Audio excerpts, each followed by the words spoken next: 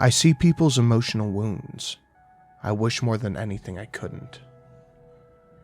I realized I could see something that others couldn't when I was just a child.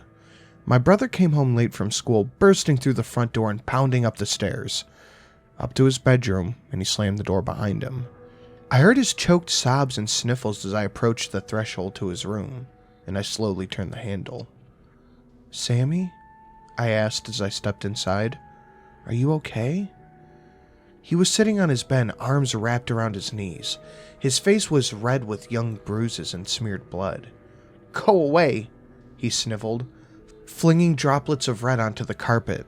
He gasped as our father, looking for the source of the commotion, appeared in the doorway behind me. "Aw, Sam," he drawled. "Did those boys get you again?"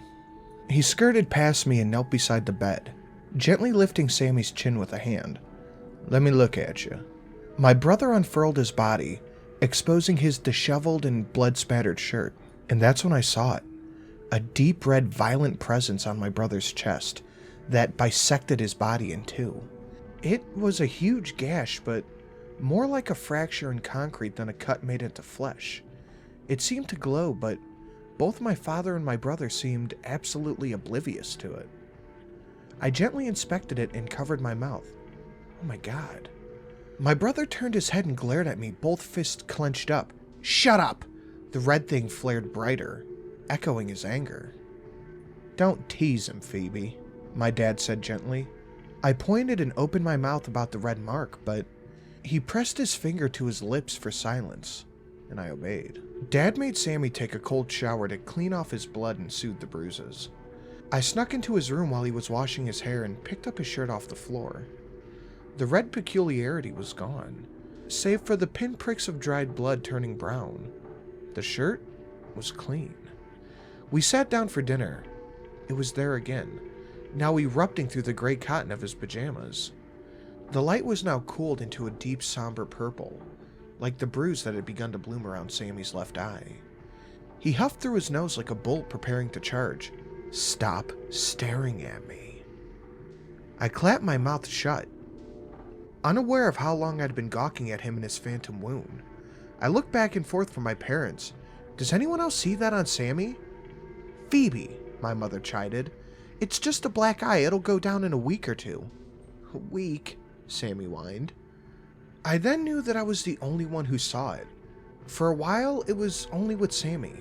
Sometimes it was bright, sometimes faint. Sometimes it just wasn't there at all. The colors began to change on occasion. Then I began to notice others. Their wounds, as I've come to call them. Dad grew one when he cut himself chopping vegetables. A big red fissure on his chest just like Sammy's. Only not quite as bright. Another time I caught Mom lurking through an old photo album she was clearing out of the attic. Her face was framed in a soft blue glow that glinted off her tears in the muted light. She wiped her face hesitantly as she saw me. Even her bright, encouraging smile couldn't hide the pain that draped over her shoulders. Soon, I learned to identify nearly all of the colors. Or perhaps the colors were just what my mind chose. Red predictably was anger. It slashed people in two with a furious rent across their torso. Blue was sadness. As cruel as it sounds, my favorite. It twisted and spread across the shoulders and the neck, with delicate vines that pulsed with the most beautiful hue. Green was envy, sharp and bitter like bile, and it linted the face with a grotesque mask that announced some vexing dissatisfaction. Then there's yellow. I've never really known what yellow means. It seems like despair, only stronger. I've only seen it a handful of times. It always has a jagged yellow tear that starts in the back of the skull, parting ways down the shoulder blades, then zigzagging down the forearms like two bolts of lightning. Its wearers have always been found dead or never found at all. Those that leave something to identify are rumored suicides, and I believe those rumors. The first yellow wound was my boyfriend's. Well, ex-boyfriend's. He phoned me to say that he was on his way home after a weekend with his family, that he had a lot to get off of his chest. He'd no sooner stepped in the house than he spilled everything about some long-running affair to me. It obviously crushed me. And once I finally asked all my questions, reality started dragging me down into the crushing depths of my grief. I watched him for his colors. Nothing. From head to toe, there wasn't a wound to be found. Our bed was defiled, our relationship was sullied. But he stood there, clean. He just stared at me, a blank canvas. He excused himself for a while. He went into our bedroom and returned sometime later. And that's when I finally noticed that he was wounded. Yellow. "How are you feeling?" I asked him, trying not to stare at the jaundiced light on his arms. He shrugged. Sad. He lied. He snatched his keys off the table on his way out, got in his car and left. That was the last time we spoke. When I think about him from time to time, I remember how little he felt for me, how much he must have felt for himself. If it wasn't for this curse, I at least could have believed his facade. I began to see colors in more people, until strangers in the street would pass me as clouds of intermingling red, blue, green, purple, yellow, white. They became predictable with time. A beautiful woman walking down the street with confidence would leave a sea of green in her wake, and disturbingly, often red. Graveyards would be haunted by an otherworldly blue glow, ghosts paying their respects to ghosts. And sometimes I would just sit in the somber silence and watch my favorite color, and I would share their pain. The emotions I saw in others have sometimes been something I wish I could never see. Their negativity and ugliness has shown through until it's the only thing I can remember about a person. When I was a teenager, a restaurant in the next town over from mine had been the scene of a tragic and unexpected shooting. I saw a lot of blue in those next couple of months. But I'll never forget a quiet guy in my class. He had bloomed with green light when he overheard the news. I cannot take this burden of knowledge anymore. I'd rather never see a smile again than have to see people's pain and envy decorate my world with garish wounds as long as I live. I've wished for a long time that I could shed this curse, but I know that's a problem that will soon resolve itself. This morning I caught my reflection in the mirror, and it's the first time I have ever seen myself with a wound. It could well be the last time too. My arms, they're glowing. They're yellow. Part 2. My ex-boyfriend's name was Matthew. I didn't mention that before.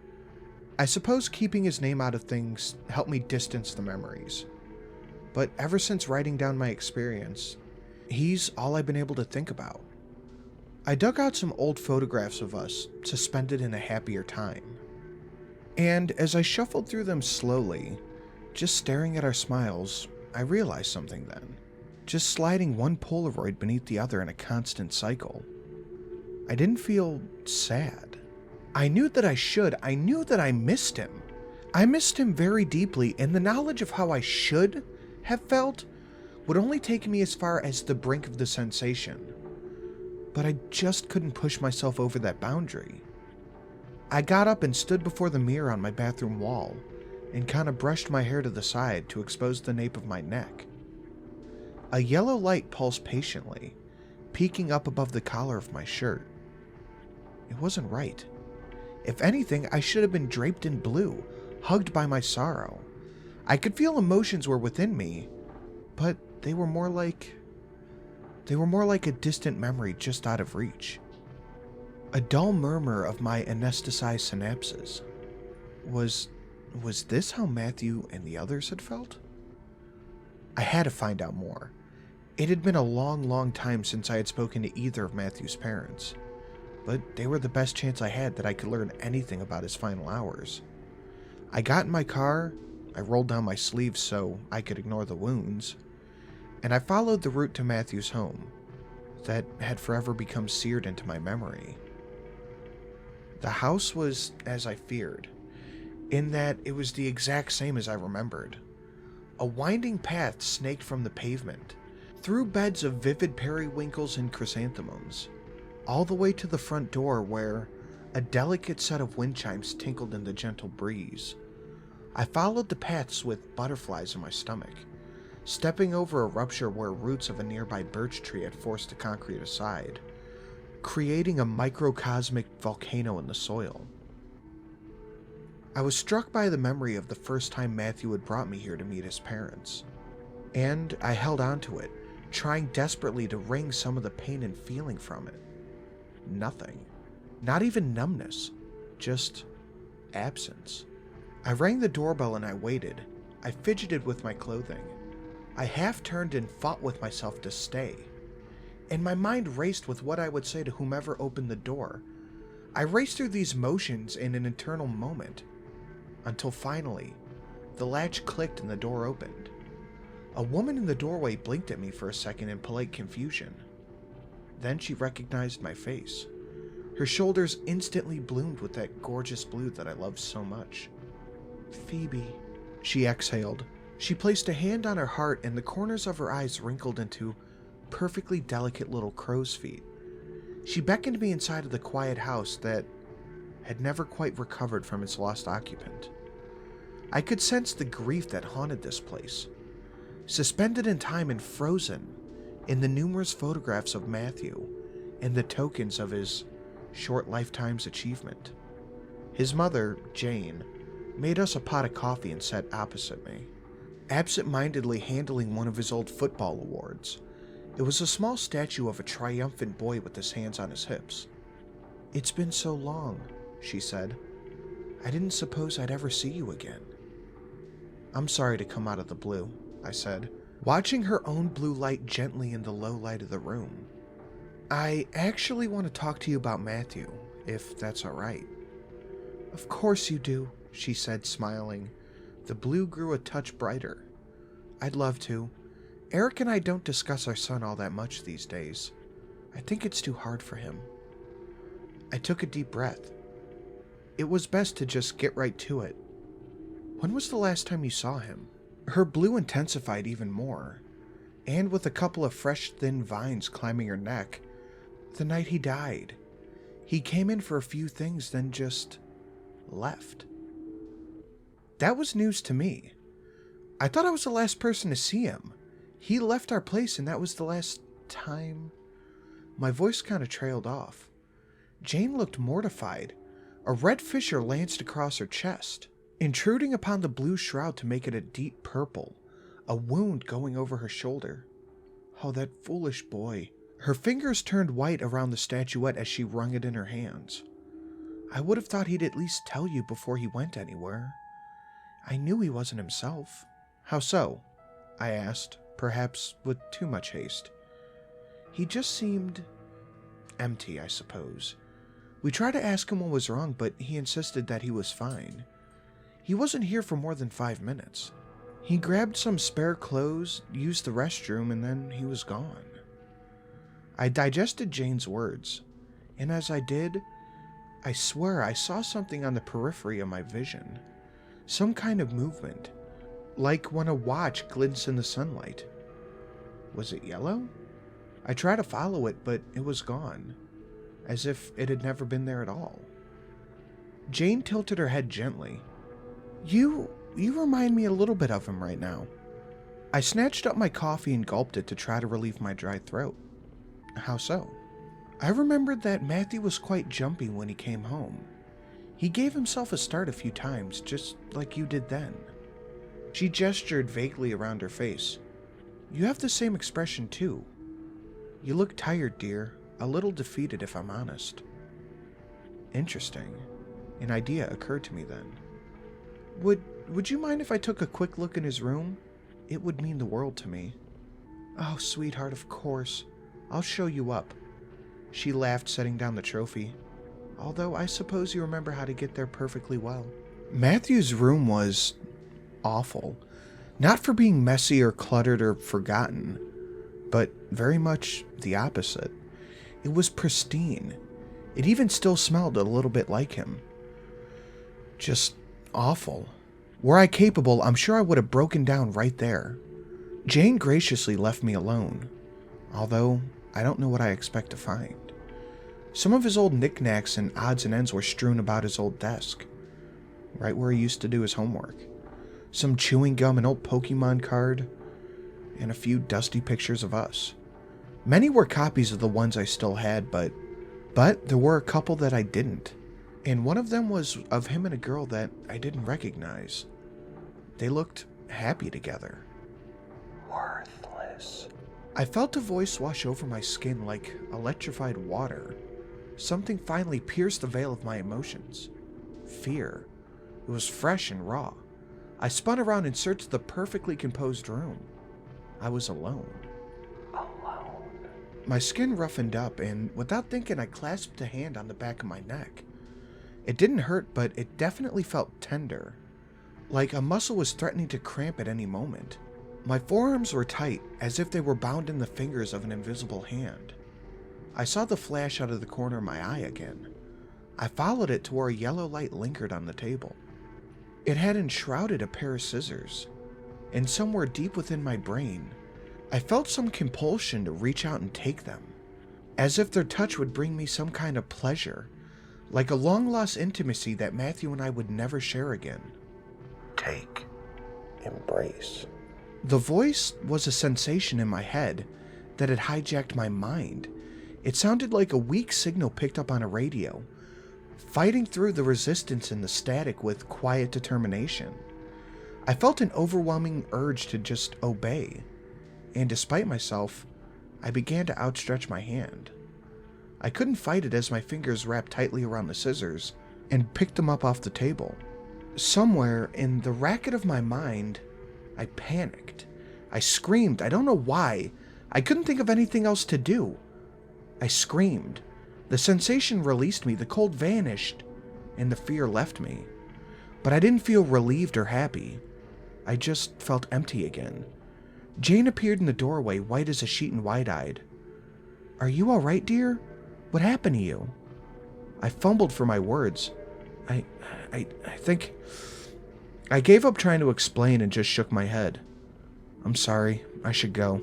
I thanked her profusely for letting me in, made some empty promise that I would keep in touch, and I left.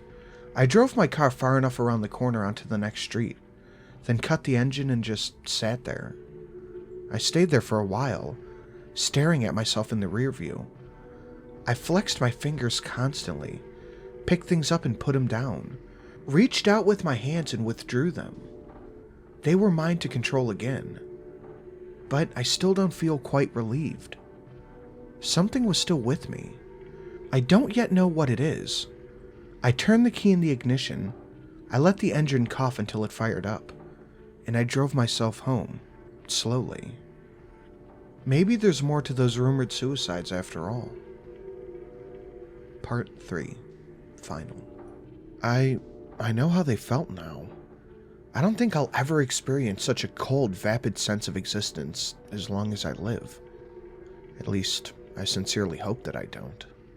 Since I returned from Matthew's old home, I tried everything I could to force through the wall that had been built up around my emotions. I don't mean that like those people who have a bad relationship and claim they're guarded. Something was actually suffocating my ability to feel. Every hour, I felt as if though my control was slipping a little bit further and further. Like the last shreds of myself were clinging desperately to the edge of a precipice with weakened fingers.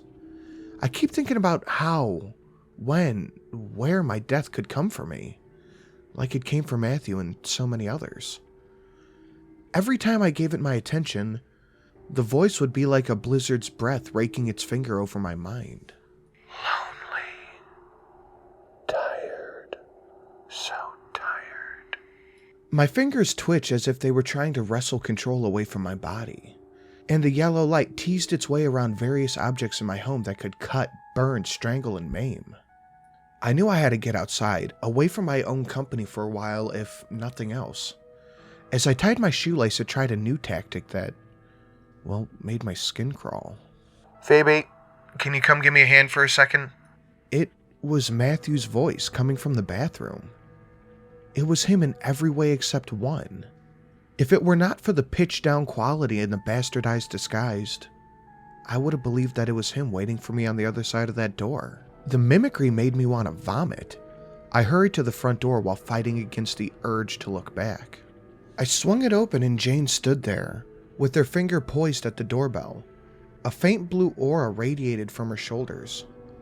I don't think her sadness ever truly leaves her. She looked up at me with a start. "Oh, hello, dear. Is this a bad time?" I fidgeted in the doorway. No, not at all." She looked at me. She didn't believe me. But she didn't ask further. Instead, she held out a book, an old thing with a tattered cover and a fraying spine. "I found this in Matthew's room. I've been clearing out some of his old things ever since you came around. It's time." She sighed wistfully as the blue aura pulsed brighter. "I've had a quick look, but I think you ought to have it. Looks like an old diary of some kind." I never knew anything about a diary, but I wasn't going to reject a piece of the person who had disappeared from my life so suddenly. I accepted it and she walked me to my car. "Be careful, darling." She eyed me up and down, clearly worried. I must have looked rough. "Whatever happens." I opened the book in my car once she had left. There were unusual descriptions and recounts on the page, each one listed under a date. I thought at first it was writings, just nonsense.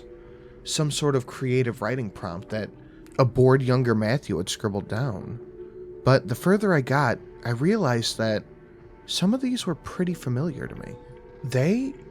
They were his dreams. I don't recall him ever talking about a dream journal, but there was so much that I couldn't remember anymore. As I read on, the dreams had a change in tone. The descriptions were briefer and filled in with shorthand, like Matthew had hated to write them down. The imagery was empty and hollow, full of fear of abandonment and loss. Then, the same dream. He described a forest not far from our home, where he was alone with an entity that followed and berated him. He would run, but the entity would keep up pace. He would ask it questions, but it wouldn't answer him. It knew how he felt. It knew what he feared, and it wanted him to give in. This forest? It was the same place that his corpse would later be found slumped in a ravine. "Find solitude. Follow him." I still don't know why I obeyed. I could have gotten out of the car and walked somewhere busy, somewhere public where I could try to forget myself. But instead, I put the location of the forest into my GPS and followed it, as if I were a plaything to this entity. Maybe it would let me go once this game was over. I can't remember if I was scared to lose, or maybe it didn't matter anymore. I pulled up to the tree line and caught a glimpse of yellow in my rear view. I pushed it away and got out of the car. Surveying the trees, I stood there patiently, in the cold white light. The daylight grew more and more stifled the further I went into the forest, suffocated by a canopy until perpetual night was waiting in the near distance. I took a deep breath and started walking. I don't know where I was heading, but I don't think I needed to. I think the yellow knew exactly where it wanted me to end up. After a long yet indescribable amount of time, I trudged through the cold, wet undergrowth, and I came to the place. The fear greeted me. Its sudden presence were like talons around my heart. The ravine lay at the bottom of the cliff, wide-mouthed but thin, and narrow towards the bottom where a lazy stream rolled through its bed. Matthew's body had been found in that very stream, shattered after its drop from a tall tree, skewed over the bank. The water had washed him clean of all of his blood, and its chill had soothed some of the bruising, so that even the hard impact against the rock in his skull left only angry red damage. Kinda like Sammy's bruises all those years ago left by those bullies. The end. As I feared, it was here with me. It wanted me here. I looked around, but I was totally alone. And that too I had feared.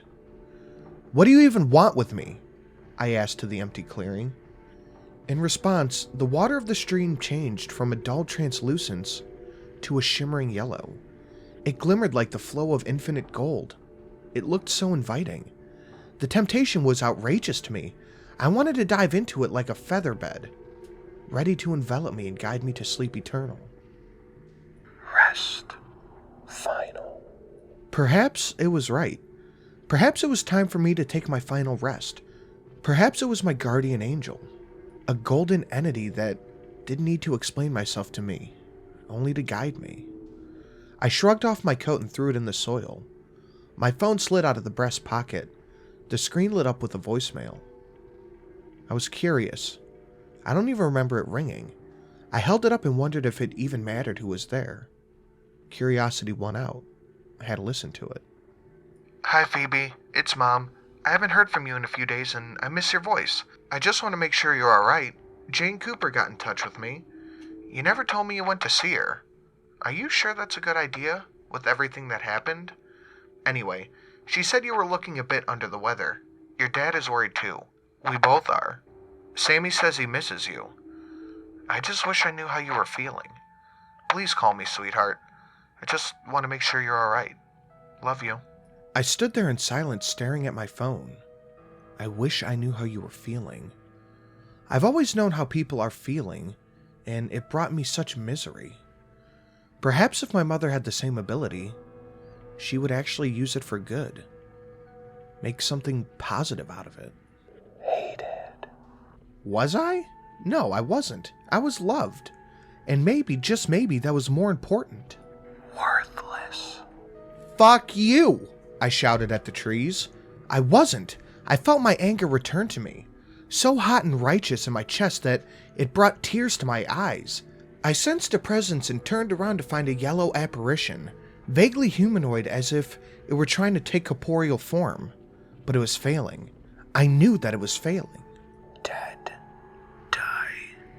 Fuck you, I shouted again, and I buried the thoughts and memories of me and Matthew, our joy, our fights and arguments, our worst days and best sex, love, frustration, guilt, hatred, forgiveness, envy, spite. And I always knew right where I needed to find it. Happiness. Tears flowed from my eyes like a dam wall breaking. I sank to my knees as pure and uninhibited emotion overwhelmed me like an avalanche. I screamed with my face in my hands, willing it to leave, to scrub the yellow stain from my life for good. When my lungs gave out and the last echoes of my cry stopped bouncing through the trees, I heard nothing. Even the birds had stopped singing. For once, they listened instead of talking. The world was so quiet I looked up and it was gone. I clawed at my sleeves to expose my arms, pale and clean in the muted day. It was gone. For the first time in a long time, I was happy. Overjoyed, in fact. I laughed. I laughed like a damn maniac. I don't even know why I just screamed into an empty forest. I got to my feet giddy and elated. When my euphoria slowed down on top of the bank, I gazed into the ravine. I understood now. Matthew, I understand. I'm so sorry. I couldn't have done more. I turned with a final silent goodbye and I left that place for good. Back in my car, I watched another vehicle pull up. A weather-beaten truck must have been on this planet twice as long as me. A man got out, his face wan and sallow. He had huge purple bags underneath his eyes, looked as though he hadn't slept in days. He saw me, but he looked straight through me, like a broken animal. He turned to retrieve something out of his truck. My heart stopped. The yellow light was clawing its way up the nape of his neck. I pocketed my car keys and approached him. "Excuse me." He turned to look at me, shouldering a duffel bag that had some suspicious weight. He turned slightly, attempting to surreptitiously hide his bag. I knew its contents were the last thing that he ever intended to see. I said the first thing that came to my mind. Leave. He blinked as if I had spoken a foreign language. What? Leave. You don't want to end up here. My boyfriend did years and years ago in this same place, and I nearly did too. I will never truly heal, and neither will the others. But I'm getting better. I reached out for his hand and he flinched, but didn't resist when I wrapped his cold fingers in mine. I've been where you are. I know how it whispers to you. I know how it makes you hollow. Something in his eyes changed. The glaze in his vision had fallen away and he just stared at me, like I had just exposed his most hallowed secrets.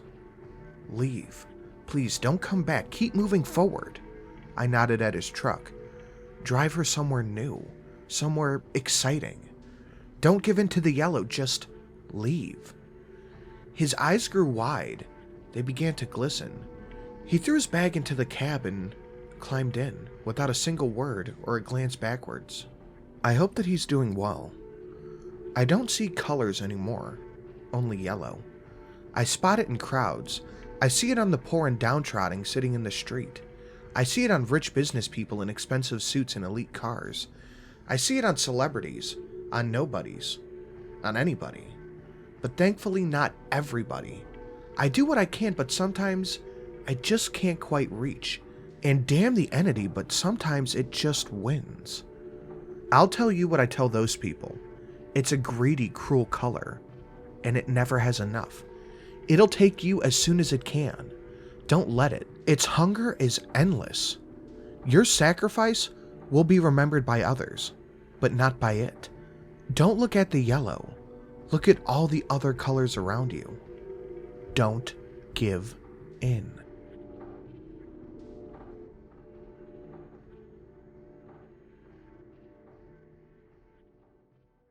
I would like to thank all of the lovely patrons who are listed on screen right now.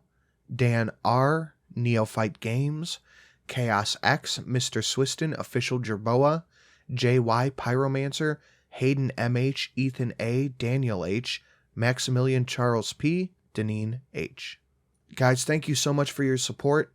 It really does keep this channel alive.